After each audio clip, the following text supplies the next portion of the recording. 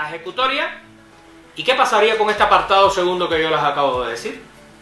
Ahí tenemos otro tema de la aplicación del artículo 89.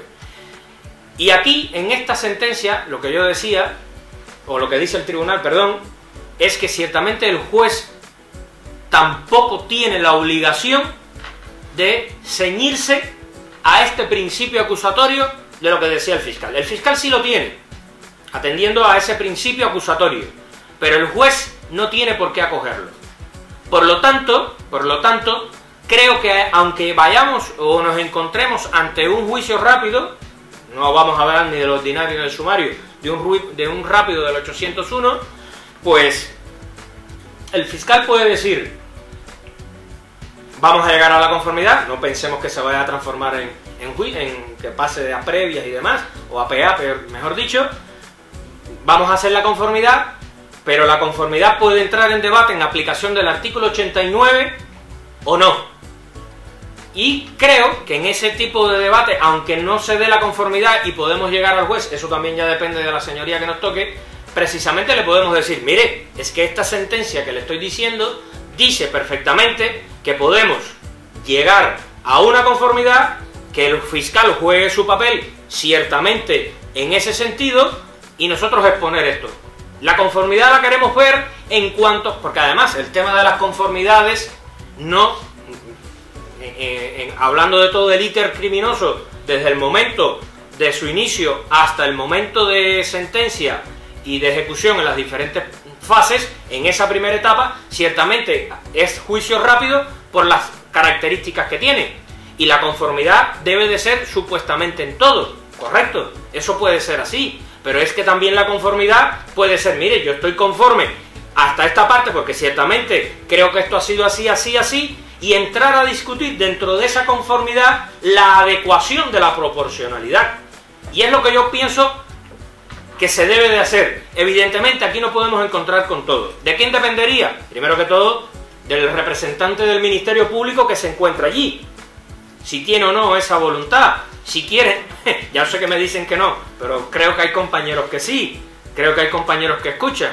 Yo vengo de Cádiz, es decir, estaba ayer en Cádiz en un tema de un asunto que llevo por allá, y se los digo con honestidad, además se lo tuve que decir a su señoría. Era una chica.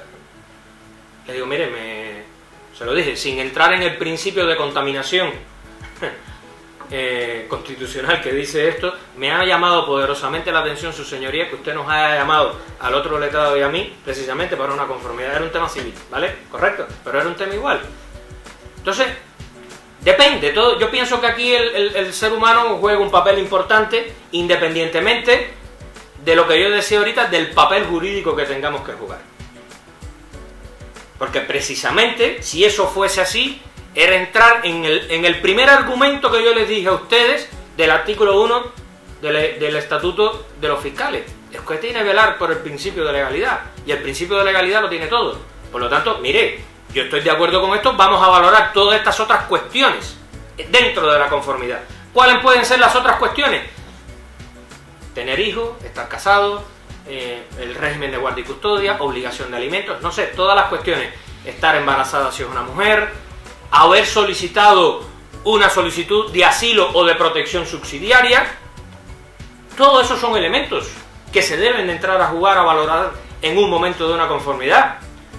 Pero fíjense a dónde llega el tema de las contradicciones, y nos vamos a sentar a leer el artículo 45, en su apartado quinto creo que es.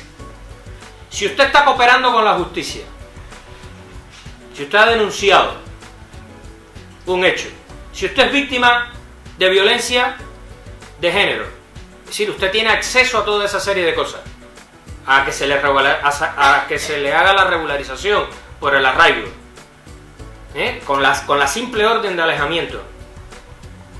Pero usted puede ser una maltratada, para hablar de un tema, de un caso de una mujer, usted puede ser maltratada correctamente, pero usted puede cometer cualquier otro delito en ese interín, en ese término en que se está resolviendo el trámite administrativo del procedimiento administrativo y no se ha dictado la resolución, y usted sigue estando en situación irregular.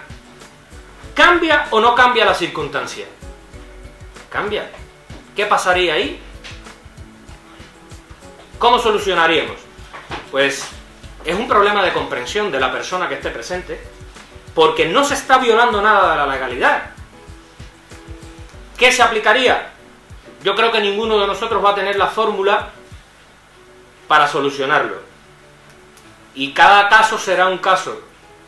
Y evidentemente depende del operador jurídico que nos toque, para decirlo en sentido general, se le dará una solución u otra. Pero son las cosas que hay que tener en cuenta, y es el conocimiento que hay que tener en cuenta. ¿Qué pasa con los juicios rápidos? Evidentemente, ¿tenemos conocimiento de esas cosas siempre? Cuando estamos de guardia, que llegamos, ¿se nos da toda esa información? Evidentemente yo sé que no, en algunos casos sí, se coge, se llama al familiar, pero en el caso que no lo tengamos, evidentemente lo tenemos bastante complicado. Pero pensando en el ejemplo de laboratorio, que tengamos todas las circunstancias que ciertamente reúnan esos requisitos para poderlo llevar a ese nivel de análisis, para que se tome la decisión por el que le corresponde, ¿qué pasaría? Pues yo creo que atendiendo a todo lo que hemos dicho y a los principios que hemos mencionado, perfectamente, y atendiendo a esta misma sentencia que yo estoy diciendo, el juez podrá decir, no, aquí si para que se dé la conformidad tiene que ser con la expulsión. Pues simplemente cuando se entre, decirle a su señoría, no señoría, no es necesario la conformidad, atendiendo a esta propia sentencia y atendiendo a todas estas otras cuestiones. Por lo tanto, creo que sí se da margen de discusión y de valoración, pero repito, evidentemente depende de los tres factores: del papel del abogado que quiera, bueno, en primer lugar del presunto condenado, por la situación en que se encuentre y los documentos y los elementos de prueba que podamos tener a mano; segundo, por el papel que pueda desempeñar el compañero letrado que se encuentre presente en ese acto; tercero, por el fiscal que nos toque en el caso de Marras; y evidentemente por su señoría. Pero creo que los instrumentos jurídicos los tenemos, las armas las tenemos.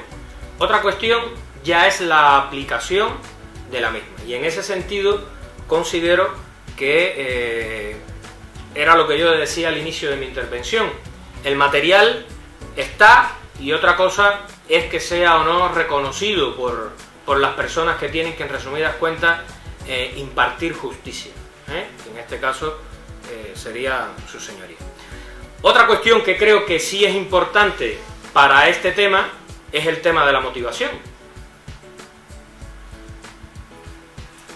Porque ese auto que se vaya a poner, o esa sentencia o ese auto que se vaya a poner acordando esa expulsión, lo dice bien claro, tiene que estar motivado. Y aunque estemos en una conformidad, eso hay que plasmarlo en papel. Aunque tengamos lesné o el día de mañana, como está haciendo la Audiencia Nacional, que lo acaba de hacer la semana pasada, todo sea electrónico. Hay que volcarlo en algo. Y por lo tanto, cuando se vuelque en algo, creo que es pacífico para todos, porque el Tribunal Constitucional lo ha dicho así, y la propia ley lo dice, tiene que ser motivado. Pues si tiene que ser motivado, ahí hay que ponerlo, y su señoría lo tendrá que poner. ¿Qué nos queda? Recurso de apelación. Es que no tenemos otro instrumento jurídico. Recurso de apelación. Bueno, también conocemos por la vida práctica las características de las audiencias provinciales, lo sabemos, pero sigo pensando que hay que tener buena fe. No podemos sentirnos derrotados en esto. Siempre tenemos que pensar que alguien nos tiene que escuchar, y demuestra, y la vida práctica lo ha demostrado. Hay compañeros que están en estas funciones contrarias a nosotros que sí, que lo vuelcan en sus sentencias, y que están y lo comprenden y lo materializan. Pero creo que tendríamos eso. Y creo que el tercer argumento de solución a esta problemática, se los dije al inicio, pues llegará el momento que tendremos que proponer cuestiones de inconstitucionalidad. También sabemos cómo funcionan, depende del juez, etcétera, etcétera. Pero son los instrumentos que tenemos, y en ese sentido creo que, se los digo con toda razón, con todo convencimiento, mío por lo menos, tenemos el material doctrinal, jurisprudencial en nuestras manos para plantearlo. Otra cuestión es que ciertamente se nos quiere escuchar o que no se nos quiere escuchar. Y otra cuestión totalmente diferente es que nos quieran dar la razón o no nos quieran dar la razón. Pero es que eso nos pasa en todas las materias, en cualquiera. Es así. Y ponía en esta pantalla que incluso ya el Tribunal Supremo, en una sentencia que es la 601 del 2006, del 31 de mayo y demás, ya se habla de estas cuestiones. Habla del arraigo, habla del derecho a vivir en familia. Por lo tanto, están ahí. Tenemos antecedentes bien claros. Y la dinámica de la vida es tan amplia que no la podemos resumir. Pero hoy no podemos encontrar un haitiano que haya cometido un delito. ¿Aplicaríamos la expulsión? Es lo primero que yo le diría a su señoría al fiscal.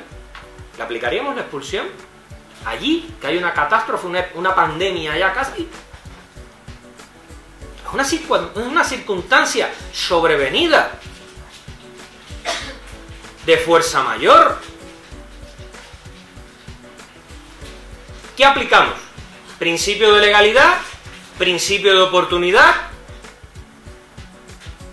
Entonces, es un problema de que ciertamente, evidentemente, nos encontramos la persona que lleva un mes no, porque puede estar en los 3 meses de estancia regular, lleva 4 meses, no tiene ningún tipo de visado, que era lo que decía, están en situación irregular, comete un delito, evidentemente lo tenemos muy feo para poderlo defender.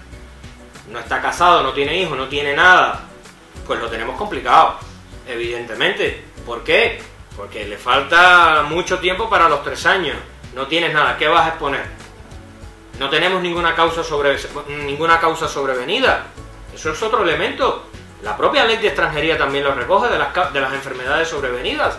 ¿Qué pasaría con un ciudadano que tenga SIDA y que lo haya adquirido aquí? Y que en su país, pues además sabemos cómo es la administración, no sé aquí en Granada, pero en Valencia, para que te den una causa sobrevenida por una enfermedad de SIDA de un señor o una señora de África, sabiendo todo el mundo, de este mundo mundial, que África es la cuna del SIDA y que no hay material para curarlo, porque eso es público y notorio, y si aplicamos la ley de enjuiciamiento civil no es necesario probarlo, porque es público y notorio. En Valencia los deniegan. ¿Por qué los deniegan? Pues muy sencillo, porque como la instrucción dice que tiene que venir firmado por el médico, y usted va al médico, y el médico le dice, óigame, que yo aquí soy un mandado, yo soy el que llevo esta consulta, yo no soy ni el director, ni el conseller de salud, yo no puedo dar ese informe, yo lo que tengo que poner en mi informe es que usted es seropositivo, que tiene esto, que tiene tal, yo no sé si en Ghana, o en Zimbabue, o en Angola, o donde usted viva, hay o no hay retrovirales.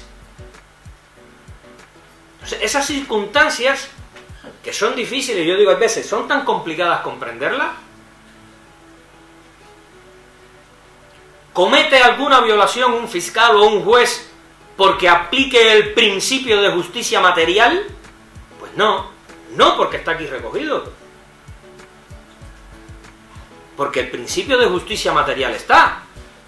Porque el principio de justicia material hoy mismo se está aplicando y el Código Penal no ha entrado en vigor.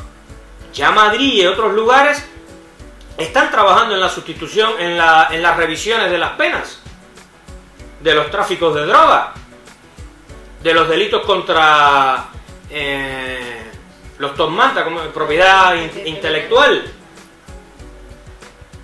Porque es un problema de justicia material. Está ahí. Entonces...